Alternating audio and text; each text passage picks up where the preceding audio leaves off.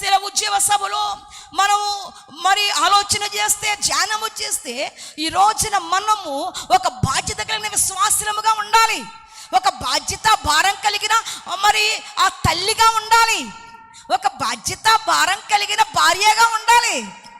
దేవుని పిల్లరా, పేరుకు మట్టుకు స్త్రీలం కాదు, ఒక బాధ్యత ఒక భారం కలిగిన మరి యజమానురాలిగా ఉండాలి. మనం వల్ల ఏమవుతుందిలే, నేనేం చేయగలను అనుకోకు. పరిశుద్ధ గ్రంథం అలా మాట్లాడటంలే.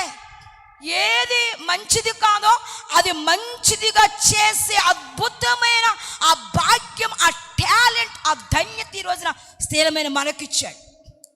ఎక్కడ అపరిశుద్ధత ఉందో అక్కడ పరిశుద్ధతను తీసుకొచ్చే ఆ ధన్యత, ఆ భారము, ఆ బాధ్యత ప్రభు మనకిచ్చారు. పురుషుడుగా ఉంటే ఏది మంచిదిగా లేదు.